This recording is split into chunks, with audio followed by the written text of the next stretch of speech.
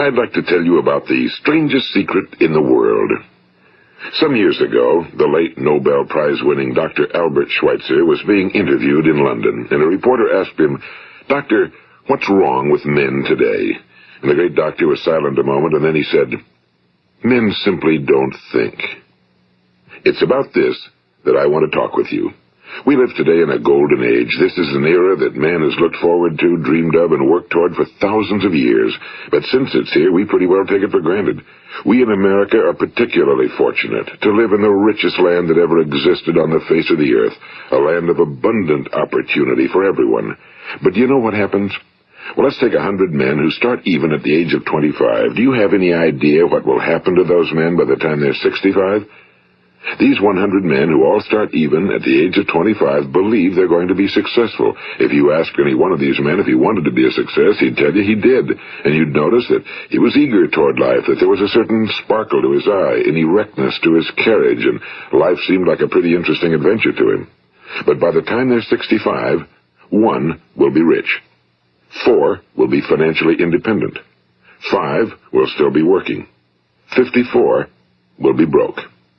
Now think a moment. Out of the 100, only 5 make the grade. Now why do so many fail? What has happened to the sparkle that was there when they were 25? What's become of the dreams, the hopes, the plans? And why is there such a large disparity between what these men intended to do and what they actually accomplished? When we say about 5% achieve success, we have to define success. And here's the best definition I've ever been able to find. Success is the progressive realization of a worthy ideal. If a man is working toward a predetermined goal and knows where he's going, that man is a success. If he's not doing that, he's a failure. Success is the progressive realization of a worthy ideal. Rollo May, the distinguished psychiatrist, wrote a wonderful book called Man's Search for Himself. And in this book he says, the opposite of courage in our society is not cowardice. It is conformity. And there you have the trouble today. It's conformity, people acting like everyone else without knowing why, without knowing where they're going. Now think of it. In America right now, there are over 18 million people 65 years of age and older. And most of them are broke. They're dependent on someone else for life's necessities. Now, we learn to read by the time we're 7. We learn to make a living by the time we're 25. Usually by that time, we're not only making a living, we're supporting a family. And yet by the time we're 65, we haven't learned how to become financially independent in the richest land that has ever been known. Why? We conform. And the trouble is that we're acting like the wrong percentage group, the 95 who don't succeed. Now, why do these people conform? Well, they really don't know. These people believe that their lives are shaped by circumstances, by things that happen to them, by exterior forces. They're outer-directed people. A survey was made one time that covered a lot of men, working men, and these men were asked, "Why do you work? Why do you get up in the morning?" 19 out of 20 had no idea. If you ask them, they'll say, well, everyone goes to work in the morning, and that's the reason they do it, because everyone else is doing it. Now let's get back to our definition of success. Who succeeds? The only person who succeeds is the person who is progressively realizing a worthy ideal. He's the person who says, I'm going to become this, and then begins to work toward that goal. I'll tell you who the successful people are. A success is the school teacher who's teaching school because that's what he or she wants to do. The success is the woman who's a wife and mother because she wanted to become a wife and mother and is doing a good job of it. The success is the man who runs the corner gas station because that was his dream. That's what he wanted to do. The success is the successful salesman who wants to become a top-notch salesman and grow and build with his organization. A success is anyone who is doing deliberately a predetermined job because that's what he decided to do deliberately. But only 1 out of 20 does that. That's why today there isn't really any competition unless we make it for ourselves. Instead of competing, all we have to do is create. You know, for 20 years, I looked for the key which would determine what would happen to a human being. Was there a key I wanted to know which would make the future a promise that we could foretell to a large extent? Was there a key that would guarantee a person's becoming successful if he only knew about it and knew how to use it? Well, there is such a key, and I've found it. Have you ever wondered why so many men work so hard and honestly without ever achieving anything in particular, and others don't seem to work hard and yet seem to get everything? They seem to have the magic touch. You've heard them say that about someone. Everything he touches turns to gold. And have you ever noticed that a man who becomes successful tends to continue to become successful? And on the other hand, have you noticed how a man who's a failure tends to continue to fail? Well, it's because of goals. Some of us have goals, some don't. People with goals succeed because they know where they're going. It's that simple. Think of a ship leaving a harbor, and think of it with the complete voyage mapped out and planned. The captain and crew know exactly where it's going and how long it'll take. It has a definite goal. Now, 9,999 times out of 10,000, it will get to where it started out to get. Now, let's take another ship, just like the first, only let's not put a crew on it or a captain at the helm. Let's give it no aiming point, no goal, no destination. We just start the engines and let it go. I think you'll agree with me that if it gets out of the harbor at all, it will either sink or wind up on some deserted beach, a derelict. It can't go anyplace because it has no destination and no guidance, and it's the same with a human being. Take the salesman, for example. There's no other person in the world today with the future of a good salesman. Selling is the world's highest paid profession, if we're good at it, and if we know where we're going. Every company needs top-notch salesmen, and they reward those men. The sky's the limit for them. But how many can you find? Someone once said the human race is fixed, not to prevent the strong from winning, but to prevent the weak from losing. The American economy today can be likened to a convoy in time of war. The entire economy is slowed down to protect its weakest link, just as the convoy had to go at the speed that would permit its slowest vessel to remain in formation. That's why it's so easy to make a living today. It takes no particular brains or talent to make a living and support a family today. So we have a plateau of so-called security, if that's what a person's looking for. But we do have to decide how high above this plateau we want to aim. Now let's get back to the strangest secret in the world, the story that I wanted to tell you today. Why do men with goals succeed in life and men without them fail? Well, let me tell you something which, if you really understand it, will alter your life immediately. If you understand completely what I'm going to tell you from this moment on, your life will never be the same again. You will suddenly find that good luck just seems to be attracted to you. The things you want just seem to fall in line, and from now on you won't have the problems, the worries, the gnawing lump of anxiety that perhaps you've experienced before.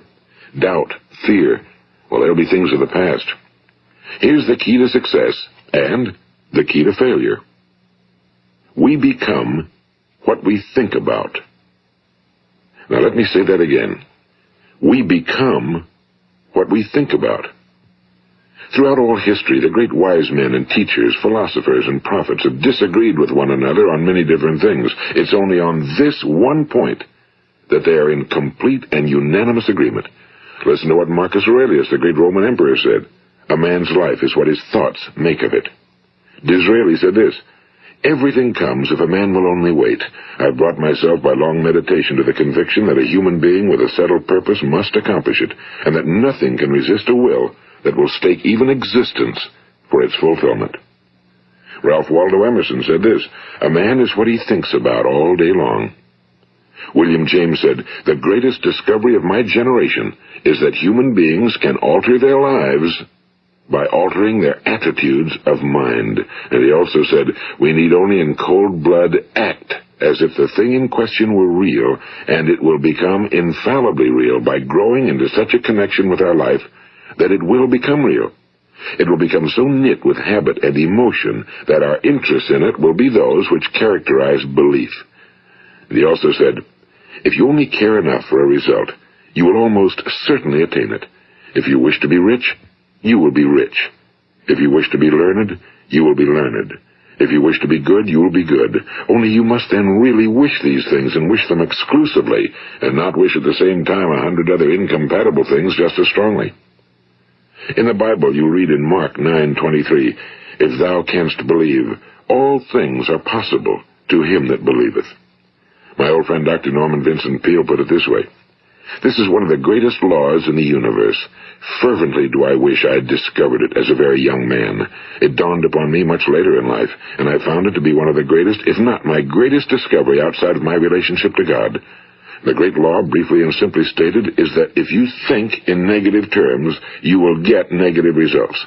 If you think in positive terms, you will achieve positive results. That is the simple fact, he went on to say, which is at the basis of an astonishing law of prosperity and success. In 3 words, believe and succeed. William Shakespeare put it this way: our doubts are traitors and make us lose the good we oft might win by fearing to attempt. George Bernard Shaw said, people are always blaming their circumstances for what they are. I don't believe in circumstances. The people who get on in this world are the people who get up and look for the circumstances they want, and if they can't find them, make them. Well, it's pretty apparent, isn't it? And every person who discovered this for a while believed that he was the first one to work it out. We become what we think about. Now, it stands to reason that a person who's thinking about a concrete and worthwhile goal is going to reach it, because that's what he's thinking about, and we become what we think about. Conversely, the man who has no goal, who doesn't know where he's going, and whose thoughts must therefore be thoughts of confusion and anxiety and fear and worry, becomes what he thinks about. His life becomes one of frustration and fear and anxiety and worry. And if he thinks about nothing, he becomes nothing. Now, how does it work? Why do we become what we think about? Well, I'll tell you how it works as far as we know. Now, to do this, I want to tell you about a situation that parallels the human mind. Suppose a farmer has some land, and it's good fertile land. Now, the land gives the farmer a choice. He may plant in that land whatever he chooses. The land doesn't care. It's up to the farmer to make the decision. Now, remember, we're comparing the human mind with the land because the mind, like the land, doesn't care what you plant in it. It will return what you plant, but it doesn't care what you plant. Now, let's say that the farmer has 2 seeds in his hand. One is a seed of corn. The other is nightshade, a deadly poison. He digs 2 little holes in the earth, and he plants both seeds, one corn, the other nightshade. He covers up the holes, waters, and takes care of the land, and what will happen? Invariably, the land will return what's planted. As it's written in the Bible, as ye sow, so shall ye reap. Now remember, the land doesn't care. It'll return poison in just as wonderful abundance as it will corn. So up come the 2 plants, one corn, one poison. Now, the human mind is far more fertile, far more incredible and mysterious than the land, but it works the same way. It doesn't care what we plant. Success, failure. A concrete, worthwhile goal, or confusion. Misunderstanding, fear, anxiety, and so on. But what we plant, it must return to us. You see, the human mind is the last great unexplored continent on Earth. It contains riches beyond our wildest dreams. It will return anything we want to plant. Now, you might say, well, if that's true, why don't people use their minds more? Well, I think they figured out an answer to that one, too. Our mind comes as standard equipment at birth. It's free, and things that are given to us for nothing we place little value on. Things that we pay money for, we value. The paradox is that exactly the reverse is true. Everything that's really worthwhile in life came to us free. Our minds, our souls, our bodies, our hopes, our dreams, our ambitions, our intelligence, our love of family and children and friends and country, all these priceless possessions are free. But the things that cost us money are actually very cheap and can be replaced at any time. A good man can be completely wiped out and make another fortune. He can do that several times. Even if our home burns down, we can rebuild it. But the things we got for nothing, we can never replace. The human mind isn't used because we take it for granted. Familiarity breeds contempt. It can do any kind of job we assign to it, but generally speaking, we use it for little jobs instead of big, important ones. Universities have proved that most of us are operating on about 10% or less of our abilities. So decide now, what is it you want? Plant your goal in your mind. It's the most important decision you'll ever make in your entire life. What is it you want? Do you want to be an outstanding salesman? A better worker at your particular job? Do you want to go places in your company? In your community? Do you want to get rich? All you've got to do is plant that seed in your mind, care for it, work steadily toward your goal, and it will become a reality. It not only will, there's no way that it cannot. You see, that's a law, like the laws of Sir Isaac Newton, the laws of gravity. If you get on top of a building and jump off, you'll always go down. You'll never go up, and it's the same with all the other laws of nature. They always work. They're inflexible. Think about your goal in a relaxed, positive way. Picture yourself in your mind's eye as having already achieved this goal. See yourself doing the things you will be doing when you've reached your goal. Ours has been called the phenobarbital age, the age of ulcers and nervous breakdowns and tranquilizers, at a time when medical research has raised us to a new plateau of good health and longevity. Far too many of us worry ourselves into an early grave trying to cope with things in our own little personal ways, without learning a few great laws that will take care of everything for us. These things we bring on ourselves through our habitual way of thinking. Every one of us is the sum total of his own thoughts. He is where he is because that's exactly where he really wants to be, whether he'll admit that or not. Each of us must live off the fruit of his thoughts in the future, because what you think today and tomorrow, next month and next year, will mold your life and determine your future. You're guided by your mind. I remember one time I was driving through eastern Arizona, and I saw one of those giant earth-moving machines roaring along the road at about 35 miles an hour with what looked like 30 tons of dirt in it. A tremendous, incredible machine, and there was a little man perched way up on top with the wheel in his hands guiding it. And as I drove along, I was struck by the similarity of that machine to the human mind. Just suppose you're sitting at the controls of such a vast source of energy. Are you going to sit back and fold your arms and let it run itself into a ditch? Or are you going to keep both hands firmly on the wheel and control and direct this power to a specific, worthwhile purpose? It's up to you.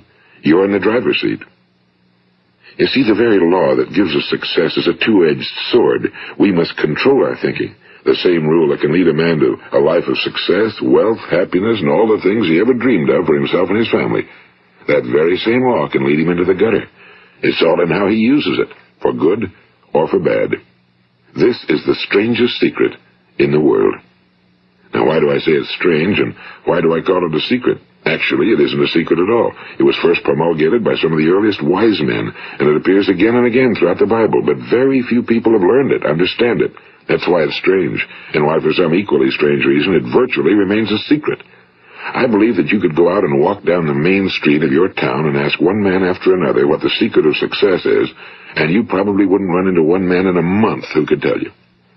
Now, this information is enormously valuable to us if we really understand it and apply it.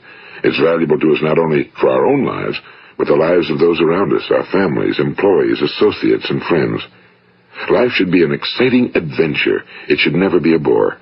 A man should live fully, be alive. He should be glad to get out of bed in the morning. He should be doing a job he likes to do because he does it well.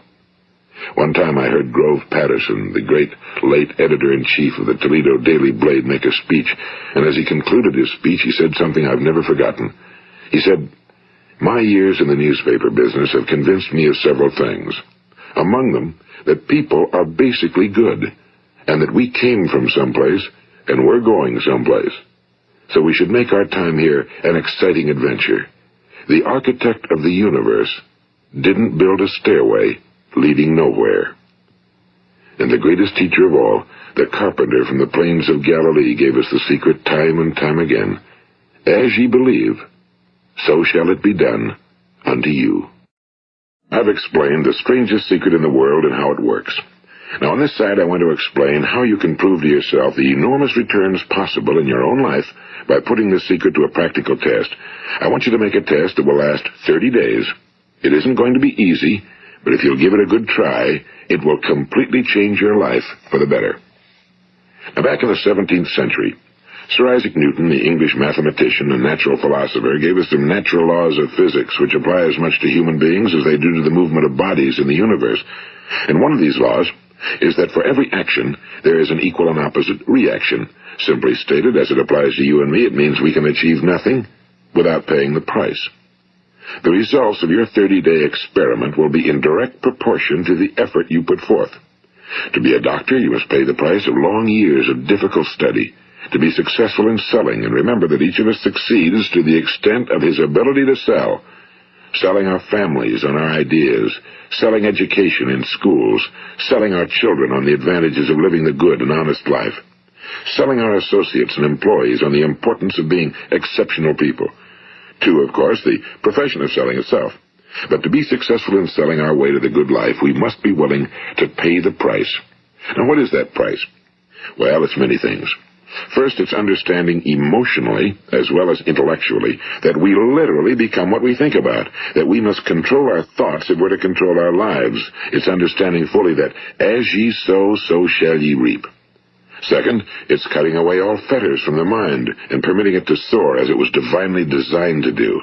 It's the realization that your limitations are self-imposed and that the opportunities for you today are enormous beyond belief. It's rising above narrow-minded pettiness and prejudice.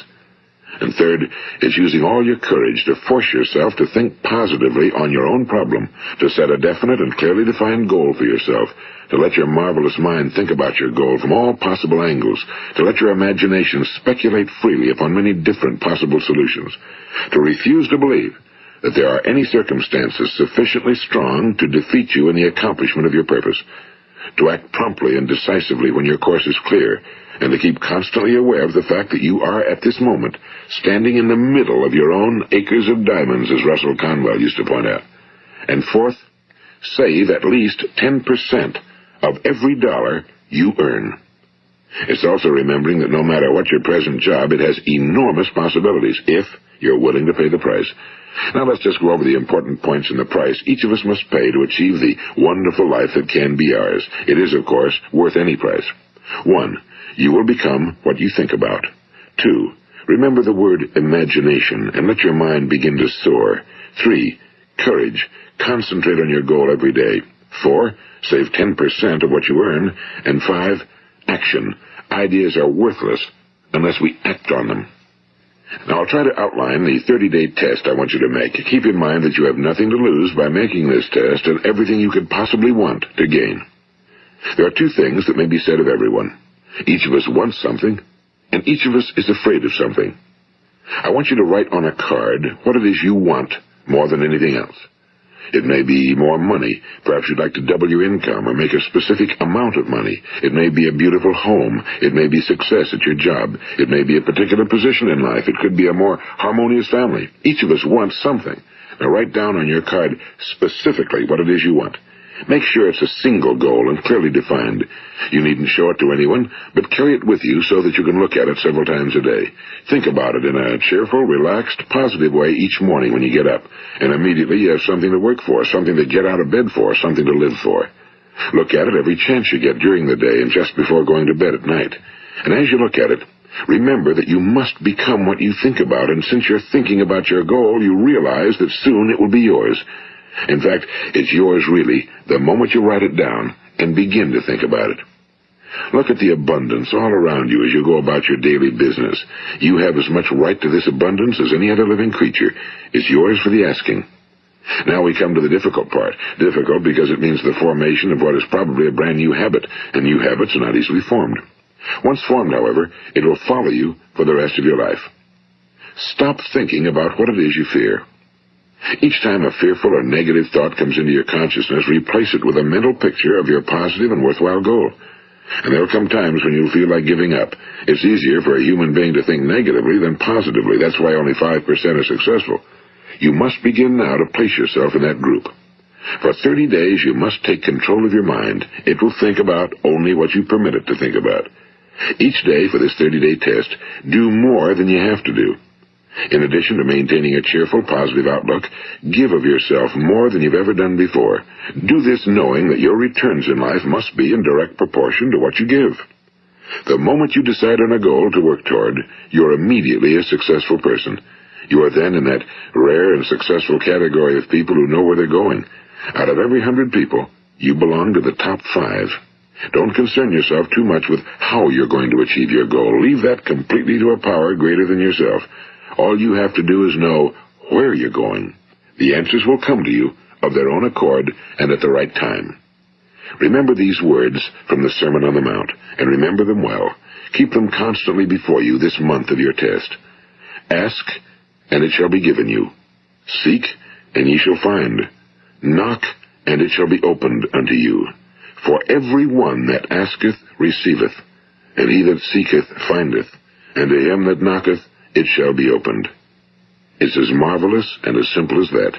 In fact, it's so simple that in our seemingly complicated world, it's difficult for an adult to understand that all he needs is a purpose and faith. For 30 days, Do your very best. If you're a salesman, go at it as you've never done before, not in a hectic fashion, but with the calm, cheerful assurance that time well spent will give you the abundance in return you deserve and want. If you're a homemaker, devote your 30-day test to completely giving of yourself without thinking about receiving anything in return, and you'll be amazed at the difference it makes in your life. No matter what your job, do it as you've never done it before for 30 days. And if you've kept your goal before you every day, you'll wonder and marvel at this new life you've found. Dorothea Brand, the outstanding editor and writer, discovered it for herself and tells about it in her fine book, Wake Up and Live. Her entire philosophy is reduced to the words, act as though it were impossible to fail. She made her own test with sincerity and faith, and her entire life was changed to one of overwhelming success. Now, you make your test for 30 full days. Don't start your test until you've made up your mind to stick with it. You see, by being persistent, you're demonstrating faith. Persistence is simply another word for faith. If you didn't have faith, you'd never persist. If you should fail during your first 30 days, by that I mean suddenly find yourself overwhelmed by negative thoughts, you've got to start over again from that point and go 30 more days. Gradually, your new habit will form until you find yourself one of that wonderful minority to whom virtually nothing is impossible. And don't forget the card. It's vitally important as you begin this new way of living. On one side of the card, write your goal, whatever it may be. On the other side, write the words we've quoted from the Sermon on the Mount. Ask, and it shall be given you. Seek, and ye shall find. Knock, and it shall be opened unto you. Nothing great was ever accomplished without inspiration. See that during these crucial first 30 days, your own inspiration is kept at a peak. And above all, don't worry. Worry brings fear, and fear is crippling. The only thing that can cause you to worry during your test is trying to do it all yourself. Know that all you have to do is hold your goal before you. Everything else will take care of itself. Remember also to keep calm and cheerful. Don't let petty things annoy you and get you off course. Now, since making this test is difficult, some will say, why should I bother? Well, look at the alternative. No one wants to be a failure. No one really wants to be a mediocre individual. No one wants a life constantly filled with worry and fear and frustration. Therefore, remember that you must reap that which you sow. If you sow negative thoughts, your life will be filled with negative things. If you sow positive thoughts, your life will be cheerful, successful, and positive. Now, gradually, you will have a tendency to forget what you've heard on this recording. Play it often. Keep reminding yourself of what you must do to form this new habit. Gather your whole family around at regular intervals and listen to what's been said here. You know, most men will tell you that they want to make money without understanding the law. The only people who make money work in a mint. The rest of us must earn money. This is what causes those who keep looking for something for nothing or a free ride to fail in life. The only way to earn money is by providing people with services or products which are needed and useful. We exchange our time and our product or service for the other man's money. Therefore, the law is that our financial return will be in direct proportion to our service. Now, success is not the result of making money. Making money is the result of success, and success is in direct proportion to our service. Most people have this law backwards. They believe that you're successful if you earn a lot of money. The truth is that you can only earn money after you're successful. It's like the story of the man who sat in front of the stove and said to it, "Give me heat, and then I'll add the wood." How many men and women do you know, or do you suppose there are today, who take the same attitude toward life? There are millions. We've got to put the fuel in before we can expect heat. Likewise, we've got to be of service first before we can expect money. Don't concern yourself with the money. Be of service, build, work, dream, create. Do this, and you'll find there's no limit to the prosperity and abundance that will come to you. Prosperity, you know, is founded upon a law of mutual exchange. Any person who contributes to prosperity must prosper in turn himself. Sometimes the return will not come from those you serve, but it must come to you from someplace, because that's the law.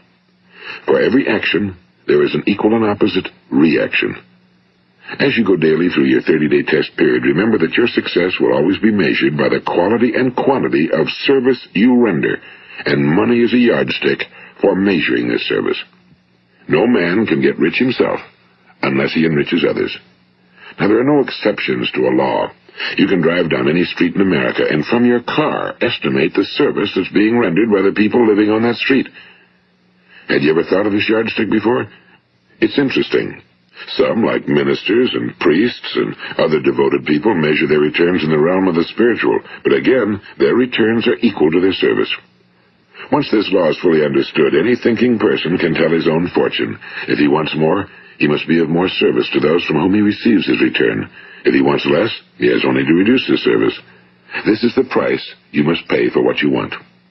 If you believe you can enrich yourself by deluding others, you can end only by deluding yourself.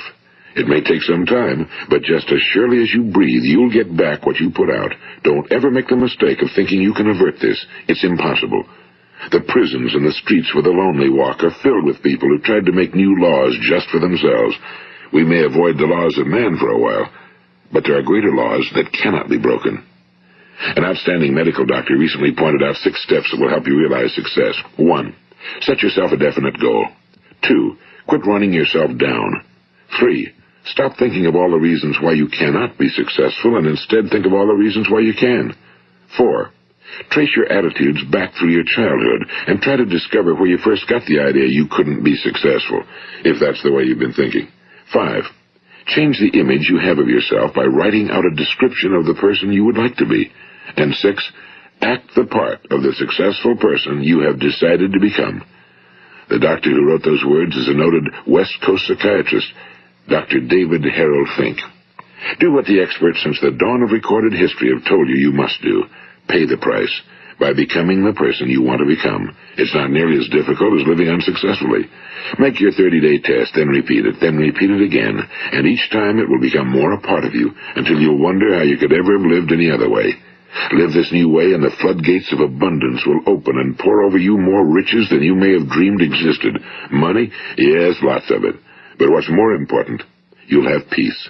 You'll be in that wonderful minority who lead calm, cheerful, successful lives. Start today. You have nothing to lose, but you have a whole life to win. This is Earl Nightingale, and thank you.